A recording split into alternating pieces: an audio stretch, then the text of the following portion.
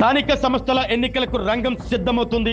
September, అక్టోబర్లో పురపాలక సంస్థలతో పాటు జెడ్పీటీసీ, ఎంపీటీసీ, సర్పంచ్ ఎన్నికలు నిర్వహించేందుకు ఎన్నికల సంఘం కసరత్తు పెంచింది. అధికారులతో వరుస సమీక్షల నేపథ్యంలో ప్రకాశం జిల్లా రాజకీయాల్లో అప్పుడే లోకల్ వారికి సంబంధించిన హీట్ మొదలైంది. గతంలో అధికారంలో ఉన్న వైసీపీ ఇప్పుడు ప్రతిపక్షంలో ఒంటరిగా మిగిలింది. మరోవైపు టీడీపీ, జనసేన, బీజేపీ కూటమిగా బరిలోకి దిగనున్నాయి. అప్పుడు అధికార బలంతో వైసీపీ స్థానిక సంస్థల ఎన్నికల్లో ప్రతిపక్షాలకు నామినేషన్లు దాఖలు చేసే అవకాశం కూడా ఇవ్వలేదు అంటూ టీడీపీతో పాటు మిగిలిన పార్టీలకు చేసిన ఆరోపణలు ఇప్పుడు రాజకీయంగా తీవ్ర చర్చకు దారితీస్తున్నాయి. కానీ కాలం తిరిగింది, అధికారము మారింది, రాజకీయ లెక్కలు కూడా తారుమారయ్యాయి. ఇప్పుడు అదే స్థానిక సంస్థల ఎన్నికల సమయంలో వైసీపీకి అసలు పరీక్ష మొదలైంది. ఇదే ఇప్పుడు హాట్ టాపిక్ గా మారింది.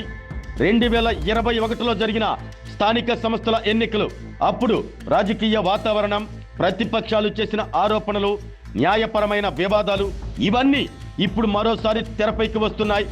అప్పుడు అధికారంలో ఉన్న వైసీపీ ప్రతిపక్షాలు బరిలోకి దిగటమే కష్టమైందని టీడీపీ నేతలు విమర్శలు గుప్పించారు. ఆ ఎన్నికల ఫలితాలను వైసీపీ తన బలానికి నిదర్శనంగా చెప్పుకుంది. కానీ 2024లో ప్రజల తీర్పు ఒక్కసారిగా రాజకీయ పటాన్నే మార్చేశాయి.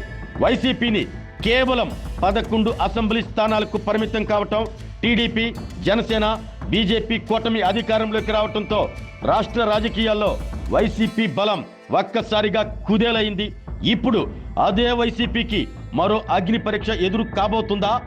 అప్పుడు అధికారం అండగా ఉంటే ఇప్పుడు ప్రతిపక్ష హోదాలో ఉన్నారు.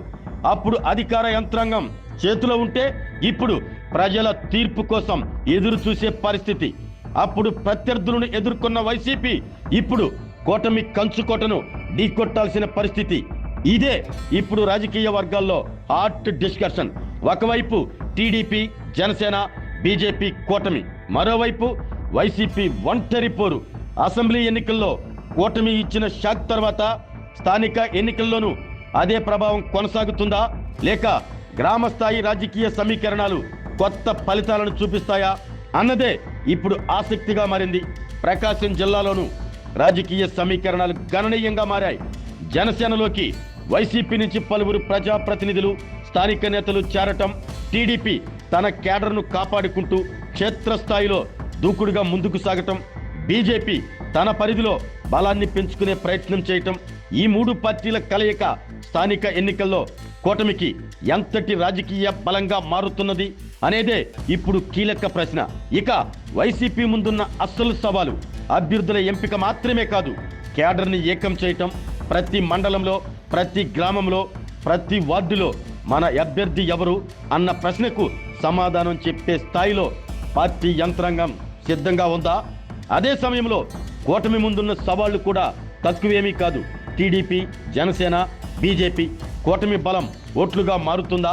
స్థానిక సమీకరణాల్లో 3 పార్టీల మధ్య సమన్వయం ఎంతవరకు పనిచేస్తుంది?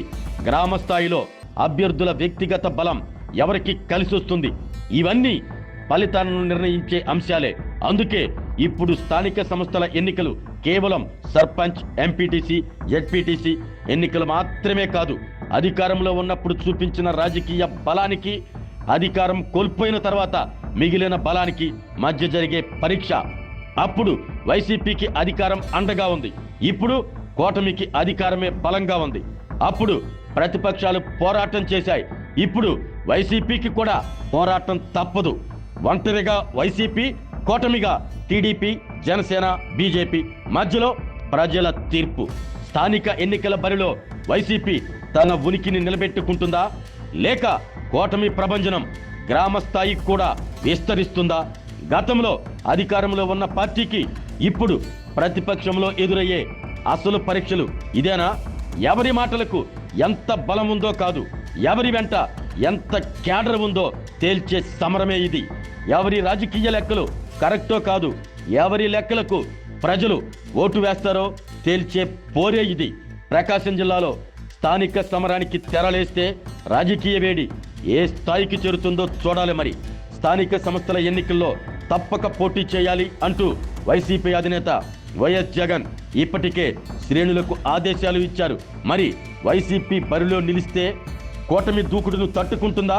ఇదే ఇప్పుడు ప్రకాశం జిల్లా రాజకీయాల్లో అసలైన హాట్ టాపిక్. చూద్దాం మరి స్థానిక సమరంలో ఎవరిది పై చెయ్యో.